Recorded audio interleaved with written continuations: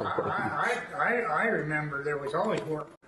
It just seemed like never had to worry about something to do because there was always work to be done. There was fences to be mended and stalls to be cleaned and whatever. That we just always had to work. I remember getting up early in the cold winter morning, putting on as many clothes as we could find, and walking out to feed the cows. It was so cold the snow would crunch. I can still hear that sound as you walk towards the feed bunk. And of course the cows' steam would be coming up, and you really had to work to get the cows fed. But speaking of the farm, I remember Roy, being a rather adventurous teenager, learned how to put the old Case tractor into a spin. Oh, where you could take those wheels in the front were ordinary car wheels, and they weren't tractor tires at all. They were just car wheels. And if you did it right, you could get those wheels locked, and that old Case tractor would go spin and spin and spin. I remember he gave it a little bit too much gas one time, and the tractor not only spun, it tipped over. He just stepped off the back, just as cool and calm as he could be, and walked away.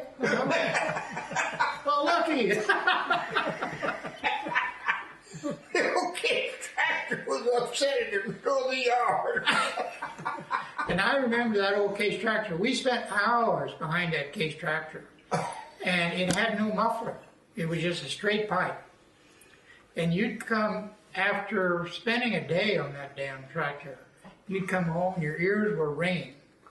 And to this day, I think my bad hearing is because of that damn tractor. You know, we had a neighbor that had a baler, and so Dad made a deal with the neighbor.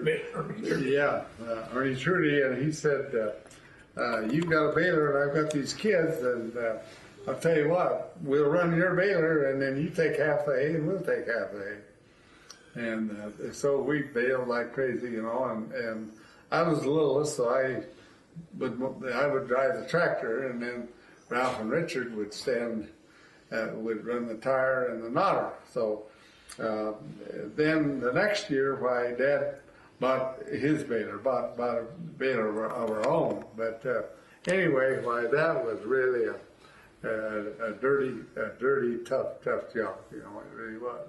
It was hand tie. See, hand tie baler. In other words, why you thread the needles and then you put the wire through, and the guy on the other side, when you put those wires through, he would tie. And he did this as this baler was going along, you know, and then you know, go on. So it did good. I mean, we baled all over the country. Yeah, we did, and it was scary. So Richard being the biggest, he was I run the tie. I run the needles. He ran needles. So the needles is this fork thing that you press in while the hay was still soft. As the plunger would be coming down, it'd be compressing the hay. So between plunges, you'd thread that needle in, and then it would chug along, and then be compressed up here. About the time you got one bale's worth, you'd thread the next needle through, and then wires would be fed through there, and then the guy on the other side, which is always me, would take the ends together and tie them. That was Ralph. Yeah, and guess where the dirtiest spot was on that whole operation? Ralph. My spot, because I was cornered behind. The hay would come into the what was it called? The feeder. Baler. The hay would be coming in. It'd be funneled along here, and then it'd be cut and compacted by the plunger. And I was behind that feeder, and on the dirty side of the hay chute as it was coming down. I would come back, and I didn't have much hair then, but whatever little bit of hair I had would just be filled with dust. And we wear these masks. Well, we figured finally figured out to wear a handkerchief. Yeah, like the old cowboys was wearing. and you come back and that thing just be ringing black dirt. These guys were good back there, you know. They were Anyway, good. what I remember about this baler while we're on the baler is that Bernice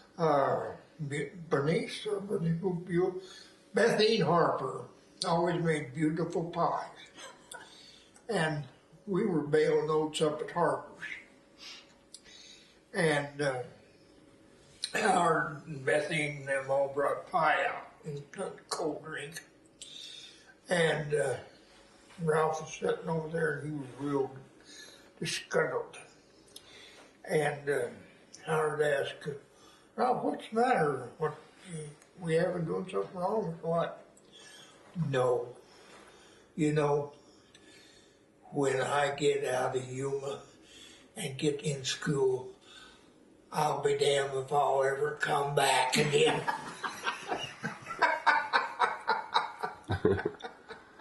Boy. Right.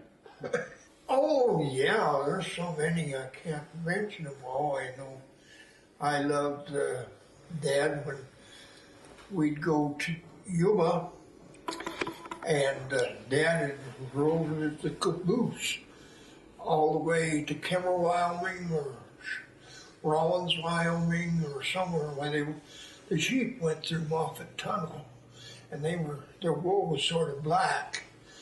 Then we take I had a horse called Queenie, and I'd ride in front of the sheep, and we'd go about a half a mile to the east, and then go 5 miles south, and then back east Coming off the train.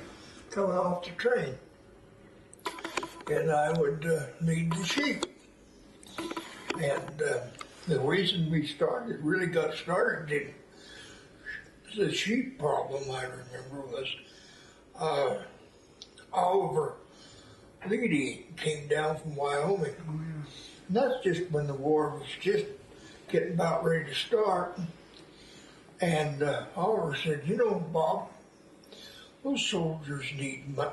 They don't need wheat because everybody was raising a lot better wheat than we could out there in the sand.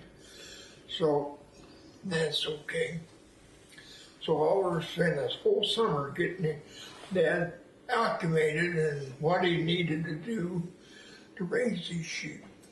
And we had an old silo there south of the place, and he just took that old thrash machine and Oliver and him put 16-foot deals and went all along there, and we made sheep pens. That was our first sheep shed. Yeah, I remember those damn sheep. We had we were sheep herders. And what we would do is get on the horse, sometimes mostly not. And really, about the time we could first get on the horse, we had to take care of herding those sheep. I remember sitting down on that dang horse watching those sheep. It was hot and the sun was bearing down, and we'd be stuck watching those sheep. But later in life, Roy and I got in the sheep shearing business. Dad bought this outfit, really a Rube Goldberg thing for shearing sheep, where you put the sheep down, and it would have this rotating device that would make the clippers run, and you could shear the sheep. So Roy and I went into business shearing sheep. Remember that? Yeah, it was hard work. That was hard work. I remember one time we were at this place way up north. Louis Brazelton. Louis Brazelton. Oh my God, what a guy! Not my hero. Anyway, he wanted us to shear the sheep, and he had 325 youth. Yeah, he had this big bunch of sheep, and we started trying to shear those sheep, and the clippers weren't working, the sheep were mad, and we were just not having any good luck, and the sheep would come out looking really scruffy. So somehow we had a chance to talk to Dad about what we could do better. And he says, "Oh, I know the problem. You got to get those sheep hot."